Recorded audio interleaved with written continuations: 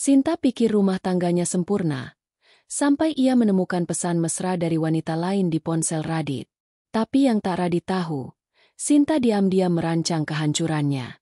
Lalu, siapa sebenarnya yang akan kalah di akhir permainan cinta dan pengkhianatan ini? Langit pagi menyapa dengan warna lembut yang menenangkan, seolah ikut menyambut awal hari Sinta yang selalu dipenuhi semangat. Di balik jendela rumahnya yang menghadap taman kecil, aroma kopi panas menyatu dengan bau harum bunga melati dari pekarangan. Rumah sederhana itu berdiri rapi, penuh kehangatan, dan dipenuhi oleh tawa lembut seorang wanita yang percaya bahwa hidupnya nyaris sempurna. Sinta berdiri di dapur, mengenakan celemek bergambar matahari tersenyum. Tangan lentiknya mengaduk adonan kue sambil sesekali menoleh ke arah pintu kamar. Ia hafal betul, suaminya, Radit, takkan bangun jika belum mencium bau roti panggang atau mendengar suara mesin blender.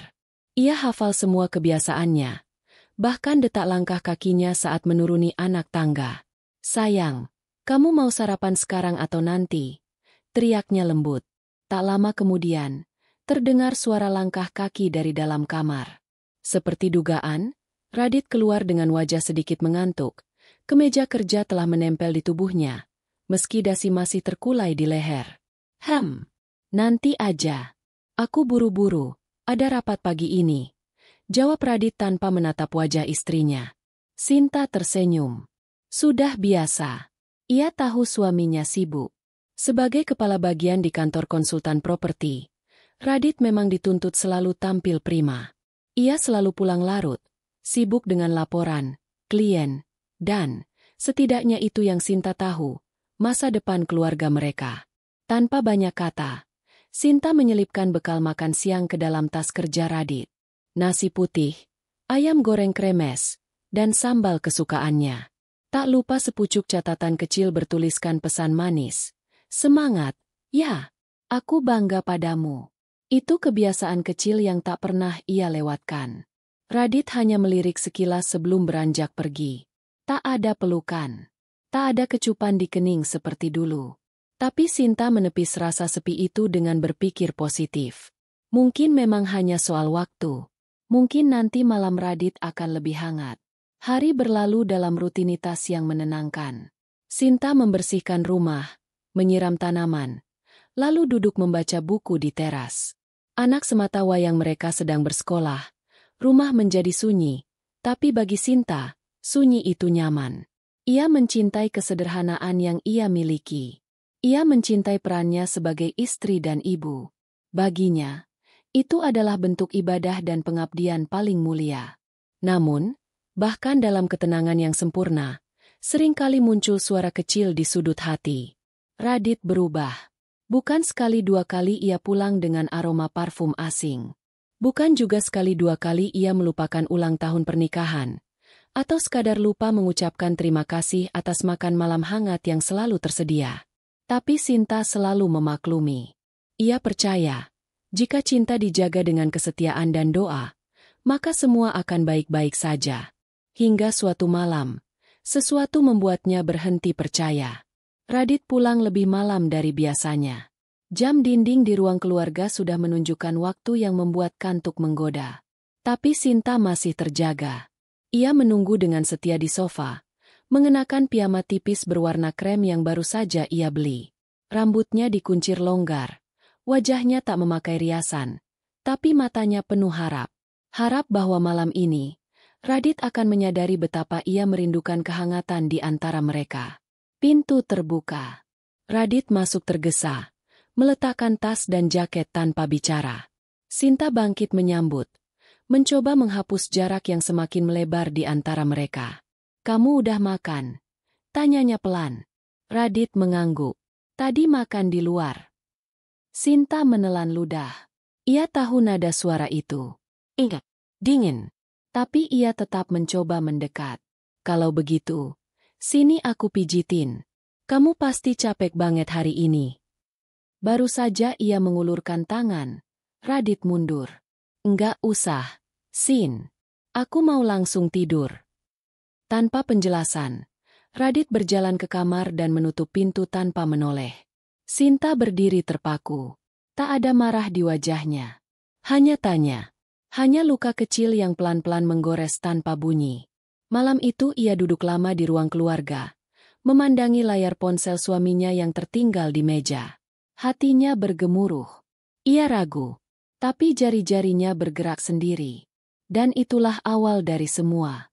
Satu notifikasi masuk. Nama yang tidak dikenalnya muncul di layar. Makasih untuk malam ini. Kamu selalu tahu gimana caranya bikin aku merasa spesial. Dunia Sinta berhenti berputar. Ia tidak menangis. Tidak menjerit. Tidak menghempaskan ponsel itu ke lantai seperti dalam drama murahan. Ia hanya duduk diam. Memandangi layar itu tanpa suara. Tapi seluruh tubuhnya bergetar. Dada seperti ditekan oleh batu besar. Tapi kepalanya tetap dingin. Ia membuka percakapan. Deretan pesan penuh rayuan, foto-foto makan malam mewah, dan ungkapan rindu yang seharusnya ditujukan untuk dirinya, terpampang jelas. Radit telah mengkhianatinya. Bukan hanya cintanya yang ternoda, tapi kepercayaan yang ia rawat dengan penuh kesetiaan. Malam itu, air mata Sinta jatuh dalam diam. Tapi bukan karena ia lemah. Justru sebaliknya. Karena malam itu juga, dalam kesunyian yang menghancurkan, Sinta memutuskan satu hal. Ia tidak akan menjadi korban. Ia tidak akan tinggal diam. Dan ia tidak akan membiarkan seorang pun, bahkan suaminya sendiri, menghancurkan dirinya tanpa balas. Pagi kembali datang, seperti tak terjadi apa-apa malam sebelumnya. Burung-burung di pohon mangga tetap berkicau. Matahari masih memantulkan cahaya hangat ke jendela ruang makan. Tapi di dalam hati Sinta, badai sedang menggulung perlahan, diam, tapi menyakitkan. Ia tidak bisa tidur. Matanya sembab karena menahan air mata semalaman. Setiap kali terpejam, wajah Radit dan pesan-pesan wanita itu muncul di pelupuk matanya, menyayat hati seperti silet yang menggores tanpa ampun. Tapi bukan air mata yang paling menyiksa. Justru diamnya. Ia masih berpura-pura. Masih menyuguhkan teh manis dan sepiring roti bakar seperti biasa. Seolah tak ada yang berubah. Radit turun dari kamar, seperti biasa, dengan pakaian kerja yang sudah disiapkan istrinya. Sinta menatapnya dalam diam, menahan segala dendam yang mendidih dalam dada. Ia ingin menampar lelaki itu. Ingin berteriak dan menumpahkan semua amarah. Tapi ia tahu, itu terlalu murah. Terlalu sederhana untuk rasa sakit yang ia alami. Tehmu udah aku taruh di meja, ucap Sinta singkat. Radit mengangguk sambil membuka ponselnya. Jemarinya sibuk mengetik. Senyumnya samar muncul. Sinta tahu, senyum itu bukan untuknya. Dan itu lebih menyakitkan daripada pukulan apapun. Setelah sarapan singkat dan ciuman di kening yang hanya formalitas, Radit pun pergi. Tak tahu bahwa istrinya telah mengetahui segalanya. Tak sadar bahwa dunia yang ia pikir aman, pelan-pelan sedang dibongkar oleh tangan yang paling ia abaikan.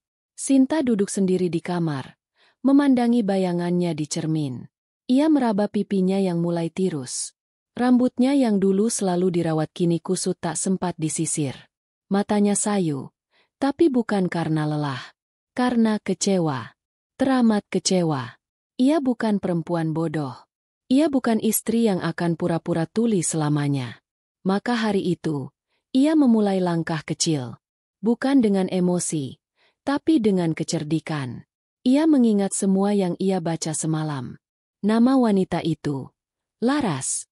Ia mencoba menelusuri akun media sosialnya. Butuh waktu, tapi ia menemukannya.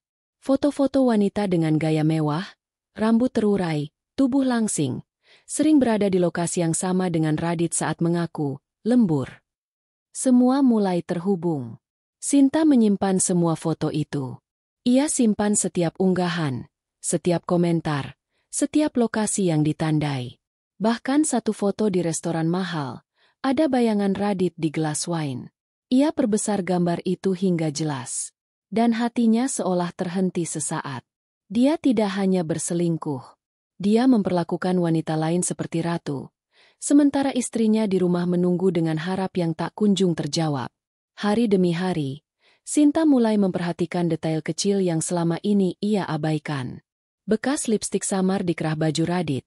aroma parfum asing yang tak pernah ia beli, dan sesekali tawa kecil Radit saat menerima pesan singkat. Semuanya membentuk pola. Sinta mulai mencatat.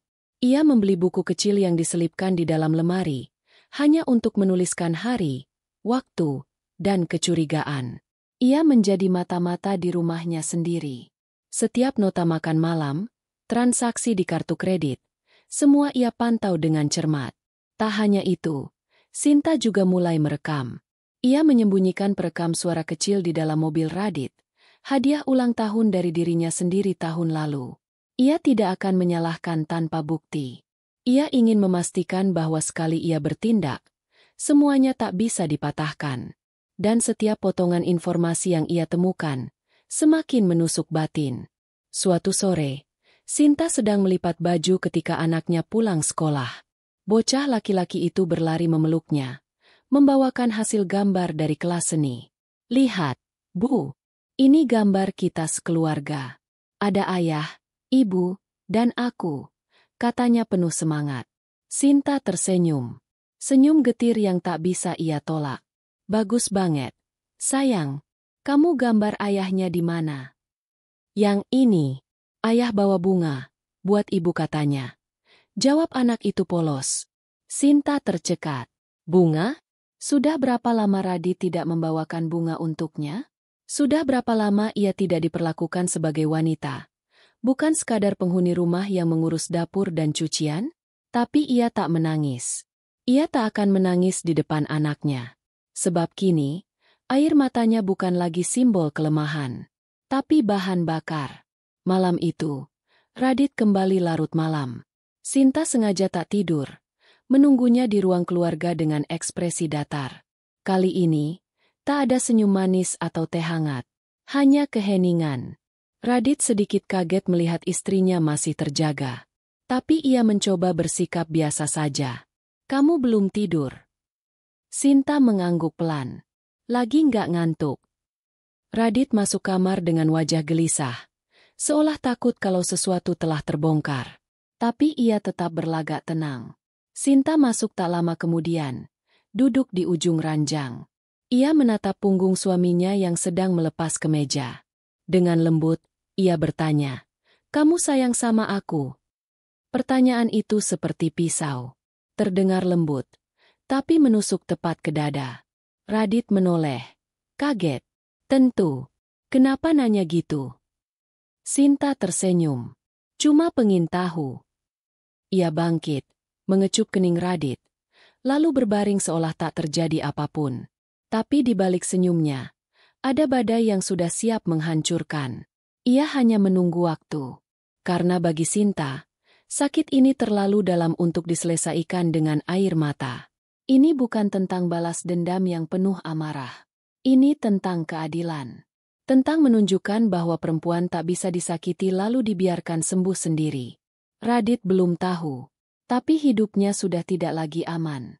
Ia hanya belum sadar bahwa Sinta sedang bersiap menghancurkannya, pelan-pelan. Hari-hari berlalu dengan irama yang tak lagi menenangkan. Waktu seolah berjalan lambat, memaksa Sinta menelan rasa sakit sedikit demi sedikit. Ia hidup dalam satu rumah bersama lelaki yang telah menghancurkan perasaannya. Namun ia tetap tersenyum.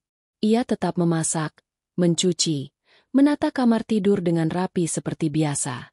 Tapi ada sesuatu yang telah mati di dalam hatinya. Setiap pagi, saat Radit keluar rumah dengan kemeja rapi dan aroma parfum yang tak ia kenal, Sinta hanya memandang punggung suaminya tanpa suara. Dulu, setiap langkah Radit meninggalkan rumah selalu membuatnya cemas karena rindu. Tapi sekarang, langkah itu hanya membuatnya muak. Ia muak pada perannya sebagai istri yang dikhianati. Peran yang tak pernah ia pilih, tapi terpaksa ia jalani. Di hadapan anaknya, Sinta tetap menjadi ibu yang hangat. Ia tetap mengantar sekolah, menemani belajar, bahkan tetap mendongeng sebelum tidur. Namun, saat malam tiba dan rumah sunyi, Sinta berubah menjadi wanita yang mengamati dengan tajam, menyusun setiap potongan puzzle pengkhianatan suaminya. Satu sore, ketika Radit lupa membawa dompetnya dan menelepon agar Sinta mengantarnya ke kantor, kesempatan itu datang begitu saja. Dengan tubuh gemetar, Sinta menyiapkan diri. Ia tahu, kantor Radit berada di gedung tinggi di pusat kota, penuh dengan pekerja berpakaian formal dan senyum palsu. Ia mengenakan setelan sederhana tapi rapi. Bukan untuk Radit. Bukan untuk siapa-siapa. Tapi untuk menunjukkan bahwa ia bukan sekadar istri rumah tangga yang bisa diremehkan. Sesampainya di kantor, ia masuk ke lobi dan langsung menuju meja resepsionis. Perempuan muda di sana menyambutnya dengan senyum profesional. "Selamat sore. Ada yang bisa dibantu?" "Saya ingin mengantar dompet untuk suami saya. Namanya Radit." "Oh, Pak Radit? Barusan naik ke lantai atas bersama Bularas." Sinta menahan napas. "Bularas?" tanyanya pelan, seolah nama itu tak bermakna apa-apa. "Iya, manajer kreatif yang baru. Mereka sering rapat berdua akhir-akhir ini." Sinta mengangguk. Ia tidak berkata banyak. Tapi saat resepsionis mengizinkannya naik, ia tahu Tuhan sedang membukakan satu pintu penting dalam rencananya. Dengan langkah ringan, ia menuju lift dan menekan tombol lantai paling atas. Jantungnya berdebar. Tapi bukan karena gugup. Karena dendam mulai menyala lebih terang dari sebelumnya. Pintu lift terbuka. Di ujung koridor, ia melihat pintu kaca ruangan Radit. Terlalu jauh untuk mendengar suara, tapi cukup dekat untuk melihat siluet dua orang di dalam.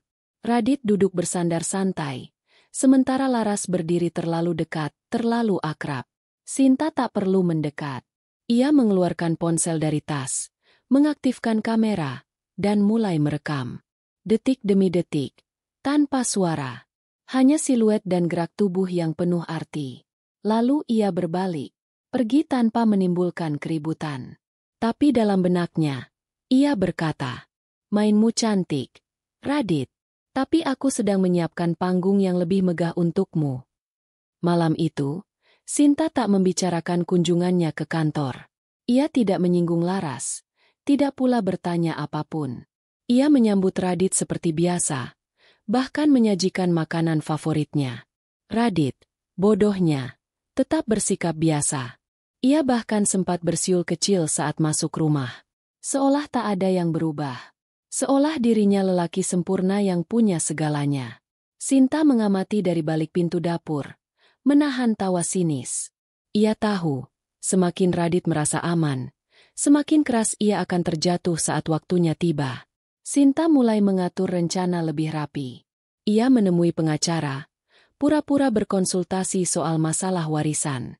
Tapi sesungguhnya, ia sedang menyiapkan perlindungan legal atas semua harta yang bisa ia amankan atas nama dirinya sendiri dan anak mereka. Ia juga mulai membuka usaha kecil secara diam-diam. Bukan untuk membalas, tapi sebagai jaring pengaman jika nanti badai benar-benar datang. Ia tidak ingin bergantung lagi pada lelaki yang bahkan tak bisa menjaga janji. Tapi di balik semua itu, luka dalam dirinya tetap tumbuh. Kadang, Sinta menangis di kamar mandi. Diam-diam. Menangis karena rindu pada Radit yang dulu. Radit yang dulu selalu mencium tangannya sebelum pergi bekerja. Radit yang pernah menangis saat pertama kali melihat anak mereka lahir. Radit yang pernah bilang, "Aku gak akan pernah sakitin kamu, Sin." Semua itu kini seperti mimpi buruk. Sebab laki-laki itu telah berubah menjadi sosok asing yang bersembunyi di balik wajah suaminya. Suatu malam, Radit tertidur di sofa dengan ponsel yang tergeletak terbuka. Sinta mendekat pelan, lalu mengambil ponsel itu dan mulai menggali lebih dalam. Chat terakhir antara Radit dan Laras tertulis, "Kapan kamu bisa bilang terus terang ke istrimu? Aku capek nunggu di belakang bayangan dia." Dan balasan Radit, "Tenang aja, Laras. Dia terlalu polos buat curiga. Dia pikir hidupnya masih sempurna. Aku atur semua pelan-pelan. Kita bakal bebas, kok." Sinta menggigit bibir. Tak ada amarah. Hanya sunyi. Tapi sunyi itu menyimpan guncangan yang bisa menghancurkan dunia. Ia simpan semua tangkapan layar. Ia kirim ke email pribadinya. Lalu ia kembalikan ponsel itu ke tempat semula, seolah tak terjadi apa-apa. Ia pandangi wajah Radit yang terlelap. Lalu berbisik pelan, "Tunggu saja, Radit. Kamu belum tahu siapa aku sebenarnya." Pagi harinya, Sinta pergi ke tempat salon langganan yang sudah lama tak ia kunjungi. Ia memotong rambut panjangnya yang selalu ia jaga untuk Radit. Kali ini, ia memilih potongan lebih pendek, simbol bahwa ia telah berubah. Ia berdiri di depan cermin, menatap wajah barunya. Lebih tegas, lebih berani. Ia mengirim pesan pada Radit. Terima kasih, sudah mengajarkan aku untuk kuat. Hari ini aku belajar melepaskan. Tapi jangan salah, aku belum selesai denganmu. Pesan itu terkirim. Radit tak membalas. Tapi Sinta tidak butuh balasan. Karena bagi Sinta, semua ini bukan tentang menang atau kalah. Ini tentang harga diri yang tak bisa lagi diinjak. Ini tentang luka yang tak bisa lagi ditutupi oleh senyum manis atau rayuan kosong. Ini tentang perempuan yang memutuskan untuk berdiri sendiri dan kuat. Hari demi hari, senyum Sinta kian berbeda. Ia tidak lagi tersenyum karena cinta, melainkan karena kemenangan kecil yang berhasil ia kumpulkan. Setiap langkah Radit, setiap tatapan palsu, setiap pelukan dingin, ia terima dengan wajah tenang namun hati menyusun peta. Ia tahu, waktunya belum tiba. Tapi ia sedang menuju ke sana. Pasti, perlahan, mematikan. Radit tidak curiga sedikit pun. Ia merasa aman dalam dunia palsu yang dibangunnya sendiri. Ia percaya, selama ia tetap memberikan uang bulanan, tetap membawa anak jalan-jalan sesekali, dan tetap pulang ke rumah sebelum tengah malam, maka semua akan baik-baik saja. Ia lupa satu hal, cinta yang dikhianati tidak diam. Ia hanya menunggu untuk membalas dengan cara yang tak bisa ditebak. Sinta kembali memasang alat perekam baru di dalam saku tas kerja Radit. Ia sembunyikan di bawah lapisan kecil, cukup tersembunyi untuk tak terlihat, tapi cukup jelas menangkap setiap desahan rahasia yang selama ini hanya bisa ditebak. Setiap malam, ia mendengarkan rekaman itu dengan earphone di kamar mandi, pura-pura mencuci baju. Setiap detik rekaman adalah pelajaran. Ia tahu di mana Radit makan siang, di mana Laras menyelipkan pelukan, dan kapan mereka saling berjanji untuk segera bersama. Namun, malam itu berbeda. Rekaman suara yang ia dengarkan membuat darahnya membeku. Kamu gak perlu khawatir soal rumah. Sinta itu gampang dibodohi. Dia gak akan pernah curiga. Lagian, selama aku kasih apa yang dia butuh, dia bakal diam-diam aja. Laras tertawa. Ringan. Menyebalkan. Kamu terlalu baik. Kalau aku jadi kamu, aku udah usir perempuan itu dari rumah. Dan Radit menjawab dengan suara yang Sinta kenal betul, tapi kini terdengar menjijikan. Tenang aja. Kalau semuanya lancar, rumah itu juga bakal aku jual. Kita bisa tinggal di apartemen yang kamu mau. Jantung Sinta seolah jatuh dari tempatnya. Rumah? Rumah yang ia rawat sejak awal pernikahan? Rumah yang didekorasi dari tabungan pribadinya? Rumah tempat anak mereka pertama kali berjalan dan menyebut kata, Ibu? Itu akan dijual demi perempuan yang bahkan tak tahu rasanya membersihkan lantai dengan tangan sendiri? Ini sudah melampaui batas. Esoknya, Sinta mengantar anak ke sekolah seperti biasa, kemudian menelepon seseorang yang selama ini hanya menjadi rencana cadangan. Tasha, sahabat lama yang kini bekerja sebagai penyelidik swasta. Sinta tak menceritakan semuanya. Ia hanya berkata, aku butuh bukti visual. Just. Dan tak terbantahkan. Tasha menatapnya dalam diam, kemudian menjawab. Kalau kamu sudah sampai di titik ini, berarti kamu bukan lagi ingin tahu. Kamu ingin membalas. Sinta tersenyum tipis. Aku ingin mengambil hidupku kembali. 1 minggu setelahnya, Tasha mengirimkan hasil pertama. Foto-foto Radit dan Laras di sebuah hotel. Mereka datang terpisah, tapi keluar bersama. Mereka saling berpegangan tangan, tertawa, dan di satu foto, Laras memeluk Radit dari belakang saat menunggu valet membawakan mobil. Sinta menatap foto itu lama. Sangat lama. Tak ada air mata. Hanya satu perasaan. Cukup.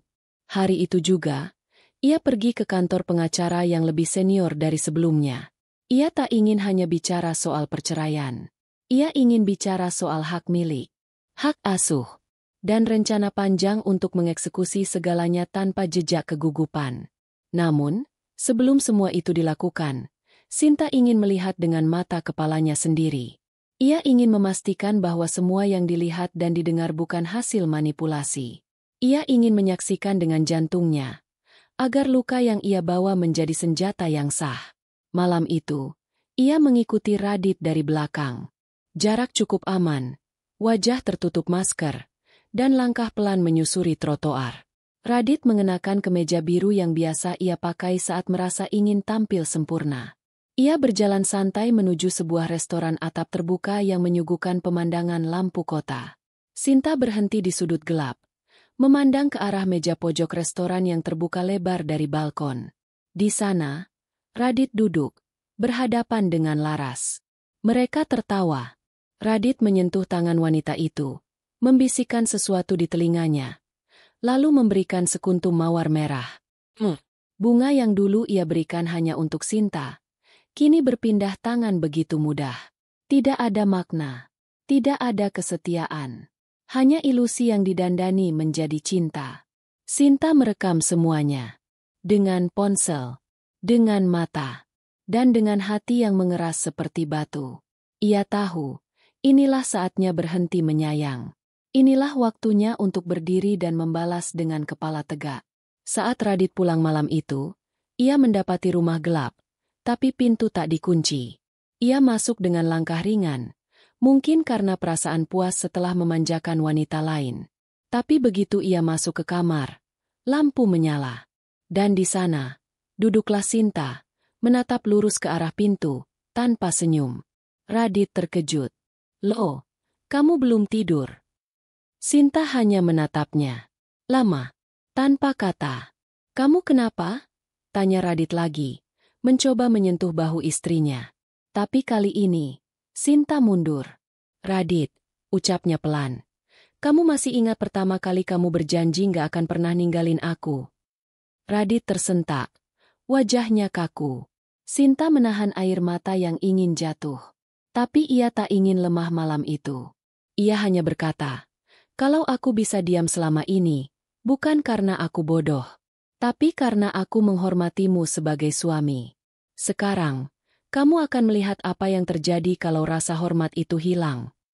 Radit tertawa kecil. "Kamu lagi ngomongin apa sih? Jangan drama, Sin." Sinta berdiri. Ia keluarkan ponsel, memutar rekaman. Suara Radit dan Laras memenuhi ruangan. Radit pucat. "Aku nggak mau dengar penjelasan," potong Sinta cepat. "Aku nggak butuh klarifikasi. Aku cuma ingin kamu tahu, semuanya sudah aku simpan. Semua yang kamu ucapkan, semua yang kamu lakukan. Dan aku belum selesai." Dengan langkah tenang, ia keluar dari kamar, membiarkan Radit terpaku dalam ketakutan yang belum seberapa. Sebab yang akan datang adalah badai sesungguhnya. Di luar rumah, angin malam bertiup pelan. Tapi di dalam dada Sinta, angin itu berubah menjadi badai yang siap menerjang semua yang mengkhianatinya. Ini bukan lagi soal cinta. Ini soal harga diri. Dan Radit sudah meremehkan perempuan yang salah. Langkah Sinta terasa berbeda pagi itu. Bukan lagi langkah wanita yang sibuk menutupi luka, tapi langkah wanita yang sudah tahu arah dan tujuannya. Ia tak lagi menangis diam-diam, tak lagi bertanya dalam hati mengapa rumah tangganya berubah. Kini, semua pertanyaan telah terjawab, dan jawabannya adalah pengkhianatan. Sinta menatap wajahnya sendiri di cermin, mengikat rambut panjangnya dengan rapi, lalu mengambil map coklat dari dalam laci rahasia di lemari. Map itu berisi bukti yang telah ia kumpulkan, rekaman suara, foto-foto, tangkapan layar percakapan, bahkan bukti keuangan Radit yang tak pernah diketahui siapapun sebelumnya. Ia menghela napas panjang. "Saatnya aku buka semua wajahmu, Radit. Yang satu buat dunia dan yang satu buatku." Selama ini, Sinta selalu percaya bahwa Radit adalah suami bertanggung jawab. Meski mulai dingin, ia tetap menafkahi, tetap mengantar anak ke dokter saat sakit, tetap hadir saat ada acara sekolah. Tapi di balik semua itu, ternyata ada keuangan yang ia sembunyikan, rekening rahasia, cicilan apartemen untuk Laras, dan dana investasi yang tidak pernah dibicarakan bersama. Sinta tahu karena ia bekerja diam-diam dengan sahabatnya, Tasha. Mereka melacak semua aliran uang yang keluar masuk dari rekening bisnis Radit. Ternyata selama ini, Radit menyimpan uang atas nama orang lain, dan salah satunya adalah Laras. Dia mendanai kehidupan wanita itu pakai uang usaha kita, liris Sinta, saat memandangi bukti transfer yang tertulis jelas, pembayaran unit AN Laras Ayu. Rasanya seperti dilempar dari atas gedung. Tapi kali ini, ia jatuh bukan untuk hancur, melainkan untuk melompat lebih tinggi dengan amarah sebagai pijakan. Hari itu, Sinta mulai menjalankan rencana balas dendam yang sudah ia siapkan selama berminggu-minggu. Ia tidak akan menyerang secara frontal. Tidak akan teriak-teriak atau mengusir Radit dengan drama. Justru sebaliknya, ia akan membiarkan Radit merasa aman. Dan kemudian, menyerang dari dalam. Pertama, ia mengurus pengalihan sebagian aset ke rekening pribadinya yang legal atas nama warisan keluarganya. Ia minta bantuan notaris yang sama sekali tidak mengenal Radit. Semua proses berlangsung diam-diam. Kedua, ia mulai membangun jaringan sosial baru, mengaktifkan kembali akun media sosial, berkenalan dengan komunitas wanita pengusaha, hingga menjalin kerjasama dengan konsultan properti yang dulu ia tinggalkan demi menjadi ibu rumah tangga. Ia ingin berdiri di atas kakinya sendiri, bukan sebagai istri Radit, tapi sebagai Sinta yang punya harga diri. Dan yang ketiga, yang paling berani, ia menghubungi bos Radit secara langsung melalui pesan pribadi. Ia hanya menulis satu kalimat. Saya istri dari salah satu manajer keuangan Anda. Saya punya bukti kalau sebagian dana perusahaan dialihkan untuk keperluan pribadi dan ditransfer ke wanita simpanannya. Jika Bapak ingin tahu lebih lanjut, saya siap bertemu secara langsung. Tak butuh waktu lama. Pesan itu dibalas dengan, kami akan menjadwalkan pertemuan minggu depan. Terima kasih atas informasinya, Bu. Sinta tersenyum. Ini baru permulaan. Malamnya, Radit pulang dengan wajah santai. Ia bahkan membawa bungkusan makanan kesukaan anak mereka dan seikat bunga plastik untuk Sinta. Maaf ya, aku akhir-akhir ini sibuk banget. Aku nggak mau kamu ngerasa aku jauhin kamu, katanya, memasang wajah bersalah yang tak tulus. Sinta tersenyum. Aku ngerti, kok. Kamu laki-laki sibuk. Pasti banyak urusan. Radit mencium keningnya. Tak sadar bahwa di balik senyum istrinya, sedang tumbuh rencana besar yang akan menghancurkan nama baiknya. 2 hari kemudian, Sinta datang ke kantor Radit. Ia menyamar sebagai klien potensial untuk divisi investasi tempat Radit bekerja. Dengan bantuan Tasha, ia mendapatkan akses untuk bertemu langsung bos Radit, Pak Banyu. Terima kasih sudah menyempatkan waktu, Bu Sinta. Sapa Pak Banyu dengan wajah penuh tanya.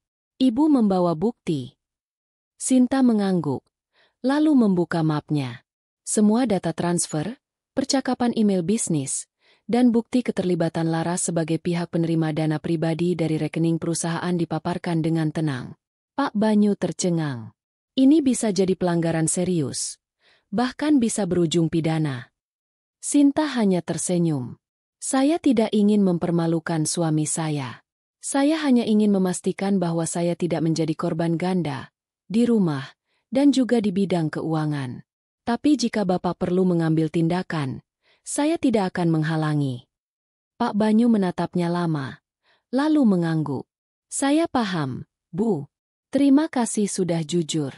Kami akan menangani ini secara internal. Tapi sebaiknya Ibu juga bersiap. Sinta tahu maksudnya. Radit akan segera tahu. Dan badai besar akan dimulai. Benar saja. Malam itu, Radit pulang dengan wajah panik. Ia melempar tas ke sofa, menatap Sinta dengan marah. Kamu ngomong ke kantor. Sinta berdiri tenang. Aku nggak ngomong. Aku kasih bukti. Radit mendekat. Matanya merah. Kamu maunya apa? Hah? Mau aku dipecat? Mau aku dipenjara? Sinta menatap lurus ke matanya. Aku maunya kamu tahu rasanya dikhianati. Rasanya dibohongi. Dan rasanya dibuang setelah semua yang aku berikan. Radit meremas rambutnya sendiri. Frustrasi. Laras itu cuma pelarian. Aku masih sayang sama kamu, Sinta.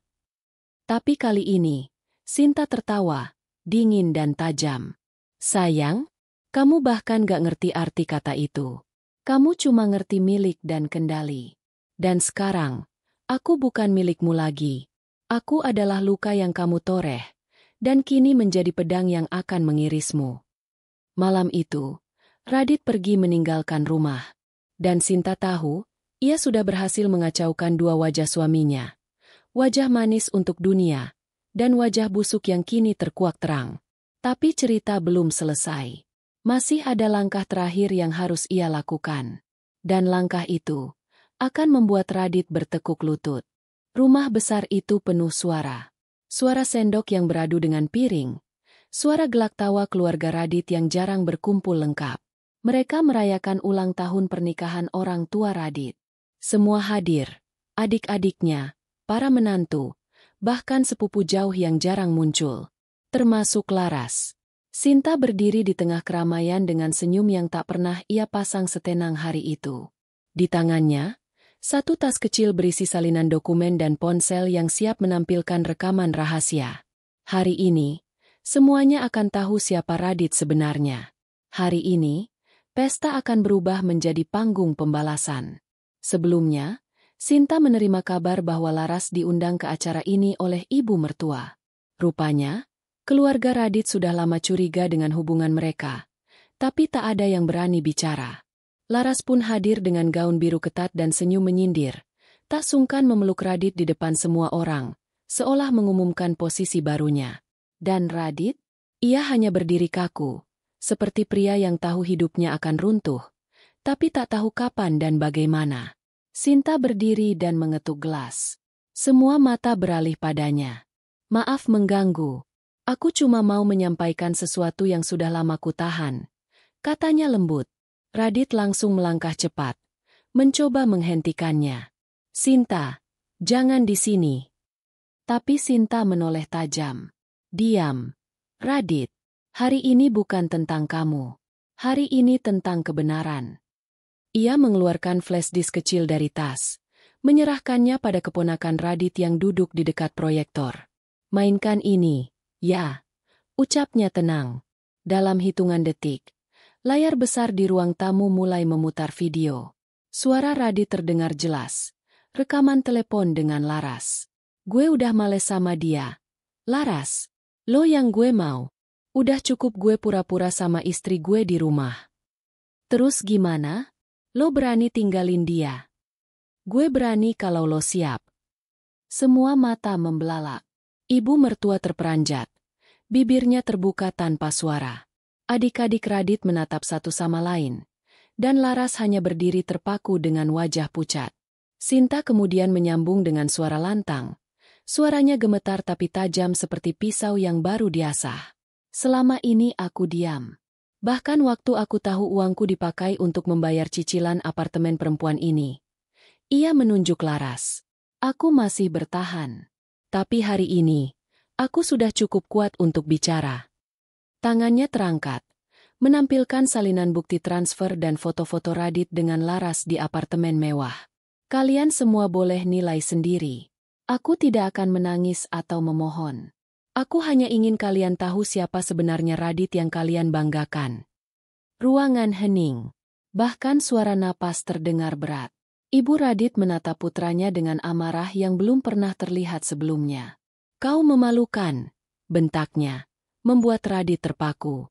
Kau hancurkan rumah tangga sendiri demi perempuan yang bahkan tak tahu sopan santun. Laras berusaha bicara, tapi suaranya tertelan. Ia pun berbalik dan berlari keluar rumah tanpa sepatah kata. Radit mendekati Sinta dengan wajah putus asa. Kamu sengaja jebak aku, ya? Semua ini jebakan kamu, Sinta? Sinta menatapnya dengan mata basah, bukan oleh air mata, tapi oleh rasa lega yang sudah lama tak ia rasakan. Bukan jebakan. Ini kenyataan. Dan sekarang, aku serahkan semuanya padamu. Hidupmu, kehormatanmu, bahkan pekerjaanmu, karena semua akan ikut runtuh bersamaan. Beberapa hari setelah kejadian itu, kabar tentang skandal Radit tersebar di lingkungan kantornya. Tidak butuh waktu lama, ia dipanggil oleh Dewan Direksi dan diberhentikan secara tidak hormat karena pelanggaran etika dan penyalahgunaan dana. Sinta tak perlu turun tangan lagi. Dunia sendiri yang menyeret Radit ke jurang yang ia gali sendiri. Laras pun menghilang dari sosial media. Beberapa kabar menyebutkan ia meninggalkan kota setelah ditinggalkan Radit yang tak lagi punya pekerjaan maupun posisi. Dan Sinta? Ia melangkah pergi dari rumah itu, bukan sebagai istri yang kalah, tapi sebagai wanita yang kembali menemukan dirinya. Ia menyewa apartemen sendiri, mulai membangun bisnis kecil bersama Tasha, dan perlahan-lahan, kehidupannya tumbuh kembali, tanpa luka, tanpa racun. Namun, luka itu tetap jadi pengingat, bukan untuk menyimpan dendam, tapi untuk menjaga diri. Suatu malam, Sinta menerima telepon. Nomor tak dikenal, tapi suara di ujung sana sangat ia kenali. Sinta, aku minta maaf. Tolong, aku gak punya siapa-siapa lagi. Sinta terdiam lama, lalu menjawab pelan, tenang, penuh arti. Aku juga pernah gak punya siapa-siapa. Dit, dan waktu itu, kamu yang membiarkanku jatuh sendiri. Lalu ia menutup telepon itu, tanpa ragu, tanpa air mata. Langit pagi itu mendung, tapi hati Sinta terasa hangat untuk pertama kalinya setelah sekian lama. Aroma kopi menguar dari dapurnya yang mungil namun tertata rapi. Di meja makan apartemen barunya, 2 pot bunga kecil berdiri tenang di atas taplak anyaman. Hidupnya kini bukan lagi tentang menyiapkan sarapan untuk suami yang tak pernah pulang tepat waktu. Bukan lagi tentang menunggu balasan pesan dari seseorang yang sedang tidur di pelukan wanita lain. Hidupnya sekarang, miliknya sendiri. 2 pekan sudah berlalu sejak hari itu. Hari ketika semua topeng jatuh. Ketika aib yang disembunyikan rapat oleh Radit tumpah ke tengah keluarga. Hari ketika ia berdiri, bukan sebagai istri yang lemah, tapi sebagai perempuan yang menolak terus disakiti.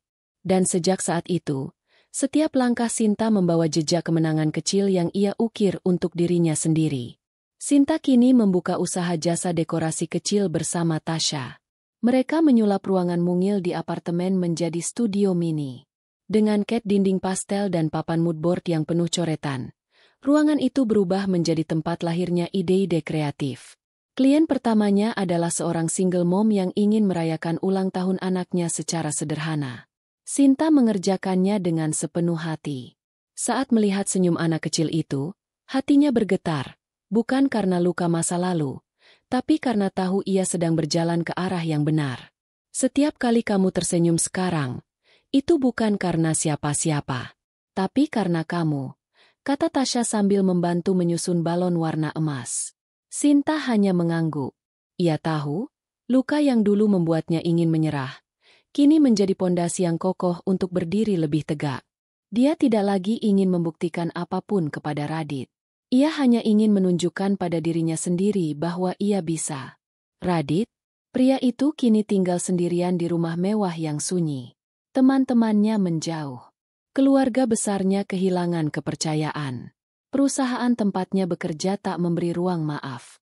Dan yang paling menyakitkan baginya adalah, Sinta tak pernah melihat ke belakang. Tak ada pesan. Tak ada kabar. Tak ada tanda rindu. Seolah-olah, dirinya benar-benar sudah dikubur dalam ingatan Sinta. Suatu hari, Radit datang ke apartemen Sinta.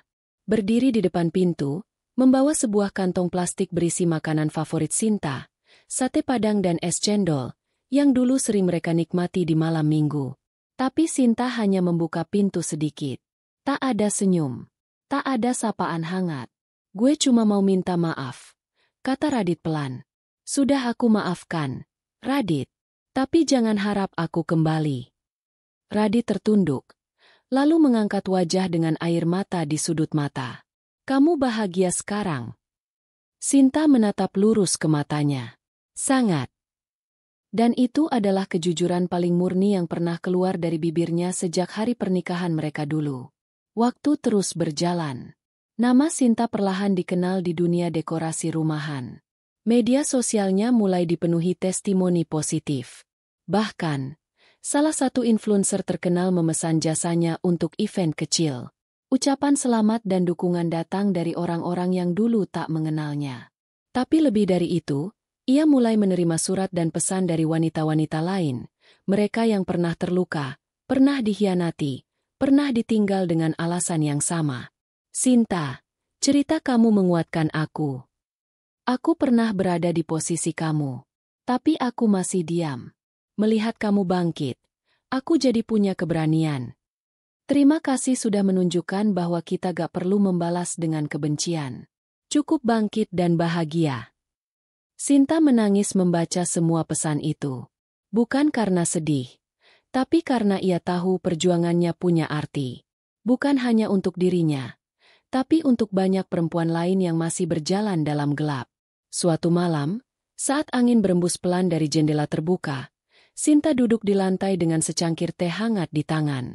Ia menyalakan musik lembut, lalu membuka catatan kecil yang berisi semua hal yang ingin ia lakukan setelah bercerai.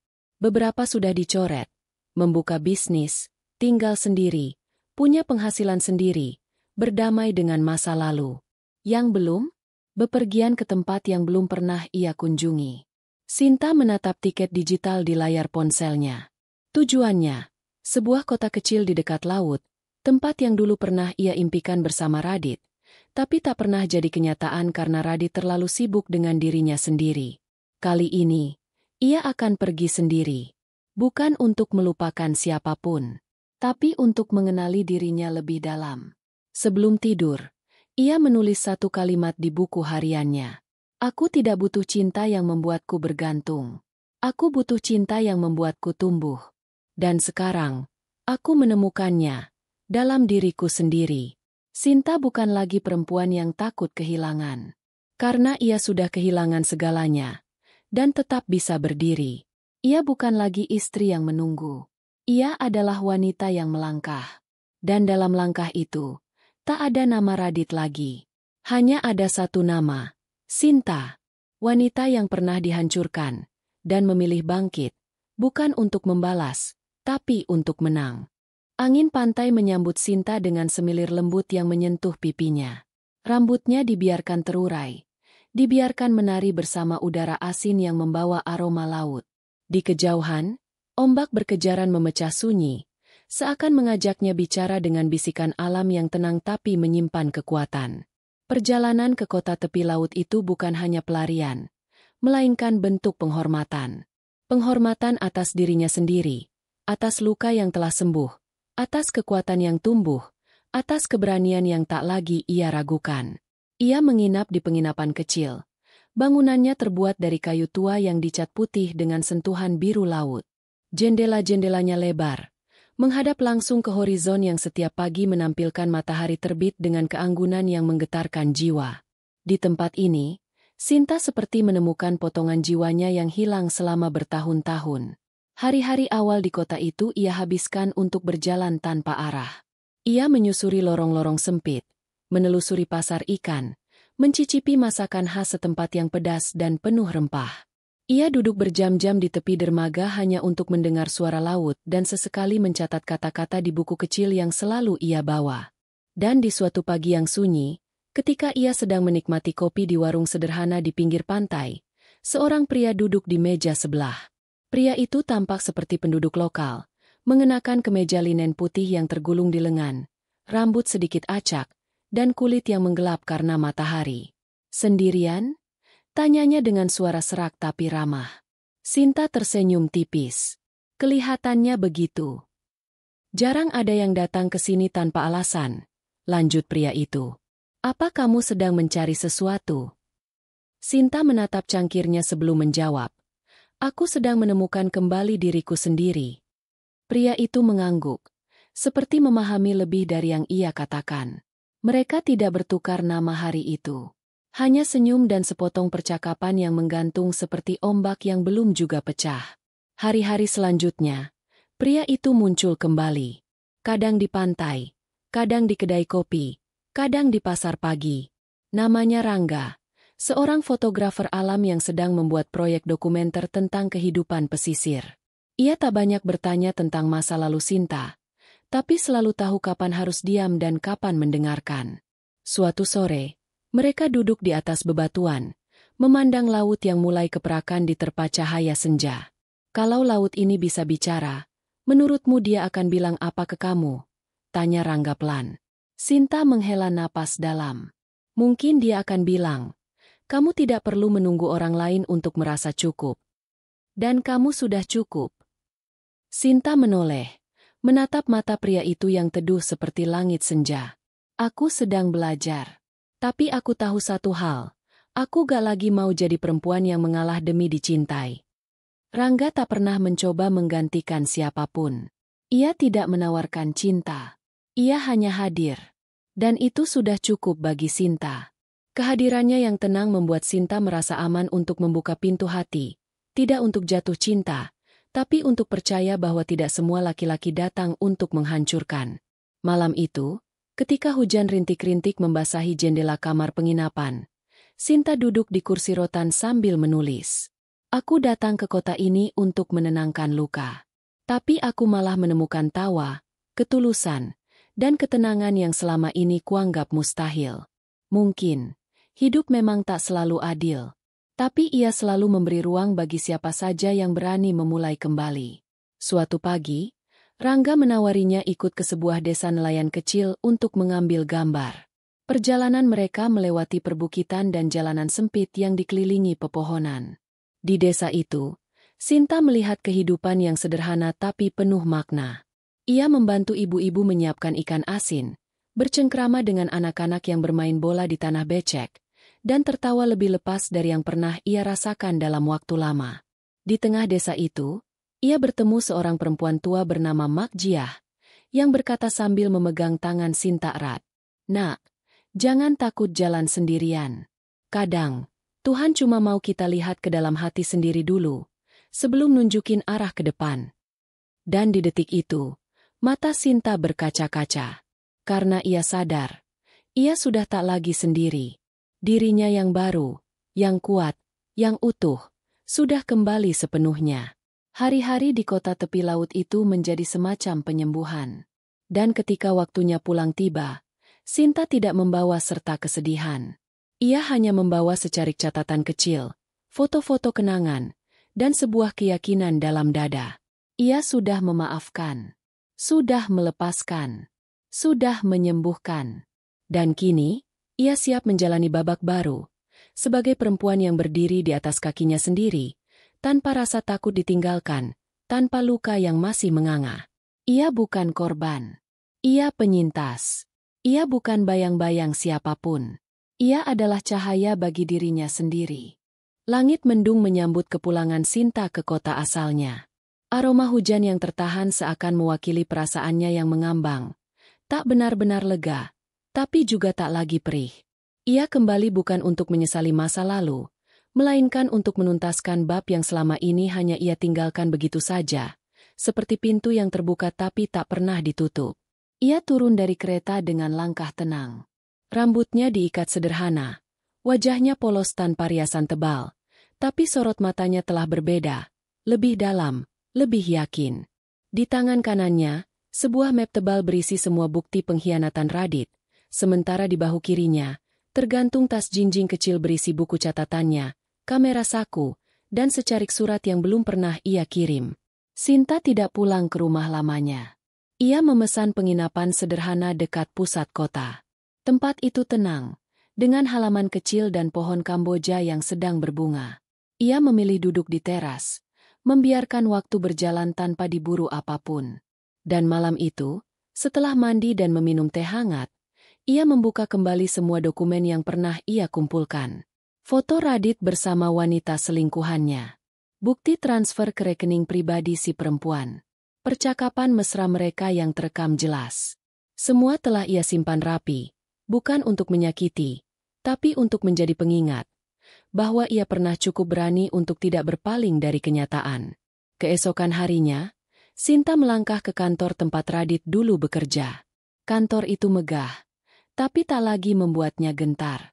Ia tahu betul siapa pemilik saham mayoritas di sana, dan salah satunya adalah keluarga Radit. Namun hari ini, Ia datang bukan sebagai mantan istri, tapi sebagai perempuan yang tak ingin lagi diam saat harga dirinya diinjak.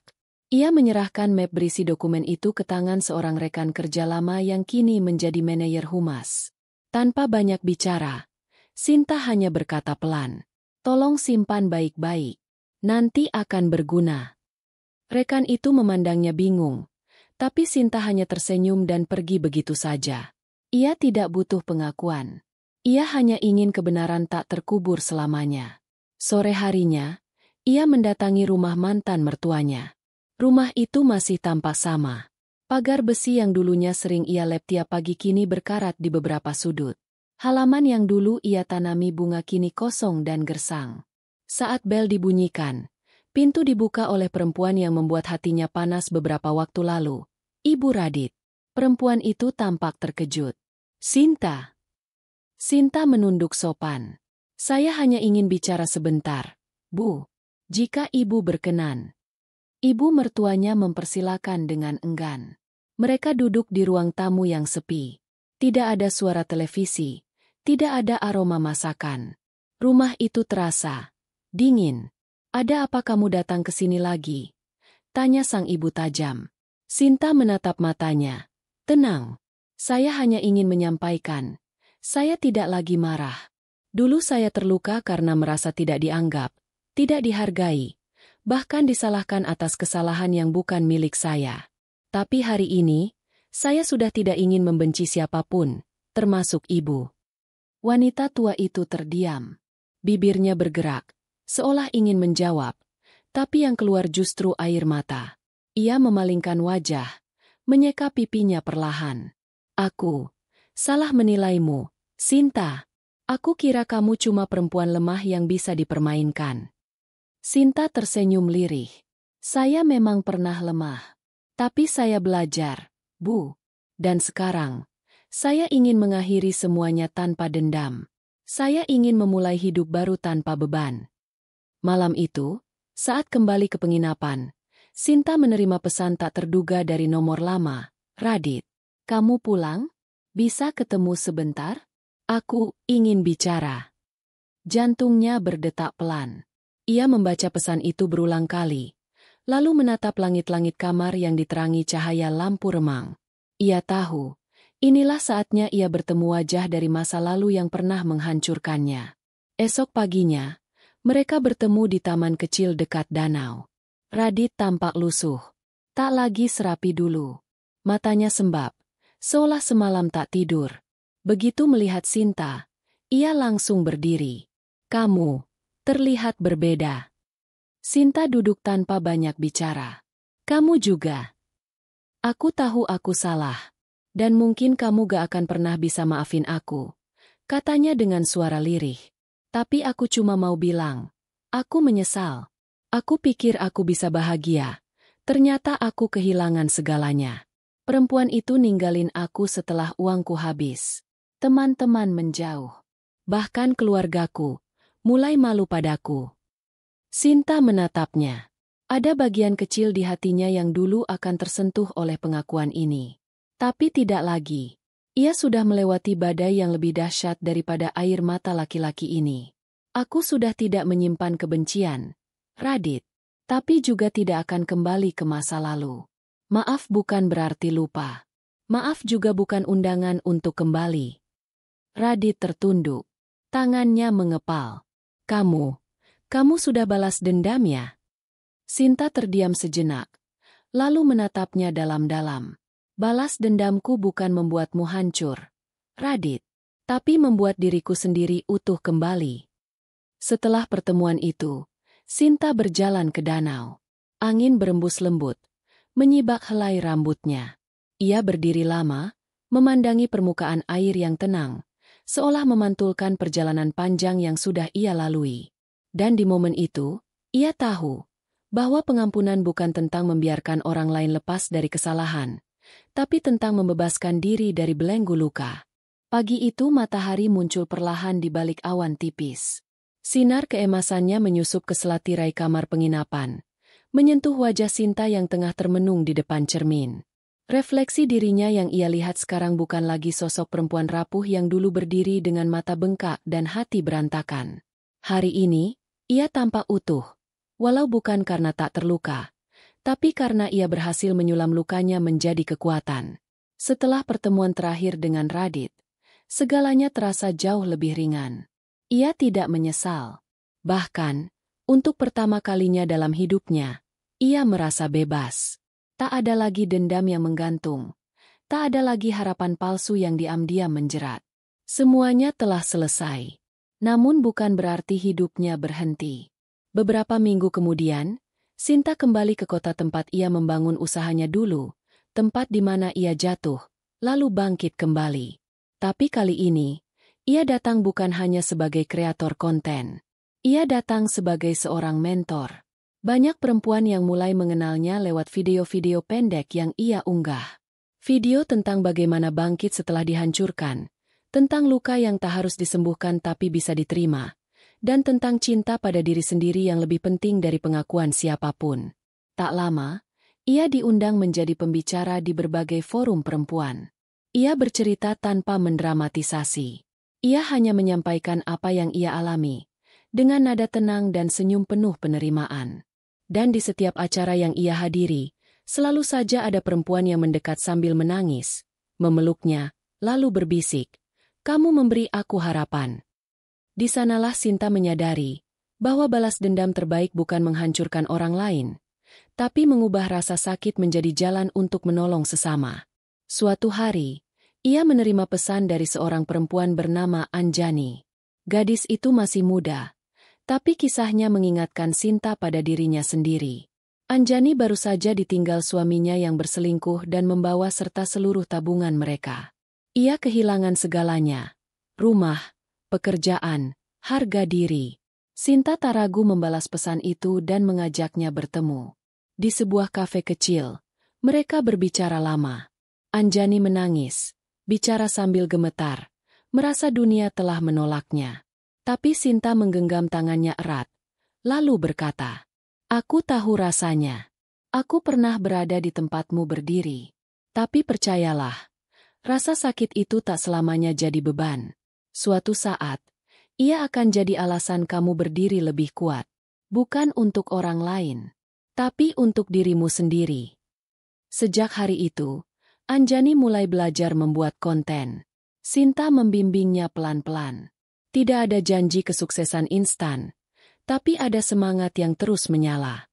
Anjani akhirnya berhasil menulis e-book tentang kisahnya sendiri, yang dibaca dan dibagikan ribuan perempuan lain. Dan ketika Anjani naik ke atas panggung untuk pertama kalinya sebagai pembicara, ia menatap Sinta dari jauh dan mengangguk pelan, seolah berkata, "Aku bisa karena kamu pernah berani lebih dulu." Sinta tidak lagi tinggal di tempat yang sama. Ia membeli rumah kecil di pinggir kota, jauh dari hiruk-pikuk, dengan halaman yang dipenuhi bunga matahari dan pohon mangga di sudutnya. Ia hidup sederhana, tapi bahagia. Setiap pagi ia menyiram bunga, menulis, dan merekam video dengan suara lembut yang menyentuh banyak hati. Namun suatu malam, saat hujan turun, ia menerima kiriman surat. Surat itu dari Radit. "Sinta, aku tahu aku tak layak lagi berbicara denganmu, apalagi mengganggu hidupmu yang kini begitu indah. Tapi aku ingin kamu tahu satu hal. Sejak kepergianmu, aku belajar apa itu kehilangan. Dan saat melihatmu sekarang, aku paham, ternyata yang aku sia-siakan dulu adalah anugerah terbesarku. Jangan khawatir, aku tak akan mengusik. Aku hanya ingin bilang, terima kasih karena tidak membiarkanku terus hidup dalam kebohongan. Dan maaf, karena terlalu lama buta oleh kesombongan. Semoga kamu selalu bahagia. Radit." Sinta melipat surat itu pelan, menyelipkannya ke dalam buku catatannya. Ia tidak menangis. Ia hanya tersenyum, hangat dan penuh damai. Beberapa bulan kemudian, nama Sinta menjadi salah satu dari 5 besar nominasi Perempuan Inspiratif Nasional. Acara penghargaan itu disiarkan secara luas. Saat ia naik ke panggung, semua mata menatapnya. Namun ia tetap sederhana. Ia mengambil mikrofon, lalu berkata, "Saya bukan siapa-siapa. Hanya seorang perempuan biasa yang pernah gagal, dihina, dan ditinggalkan. Tapi saya memilih tidak tenggelam dalam luka. Saya memilih berdiri. Karena ternyata, cahaya paling terang muncul dari retakan yang paling dalam. Ruang acara dipenuhi tepuk tangan. Dan di antara kerumunan, duduk seorang perempuan tua dengan mata berkaca-kaca, Ibu Radit. Ia datang diam-diam, memandang Sinta dari kejauhan, dengan wajah yang dipenuhi rasa bersalah dan kekaguman. Di akhir hari, saat semua sorot lampu padam dan Sinta kembali ke rumah kecilnya, ia menatap langit yang dipenuhi bintang. Ia duduk di bangku taman, memeluk lutut, dan tersenyum. Ia tak lagi menunggu cinta dari orang lain. Karena kini, ia telah mencintai dirinya sendiri, dengan utuh. Dan disitulah, balas dendamnya selesai. Bukan dengan amarah, tapi dengan kemenangan yang tak bisa dihancurkan siapapun.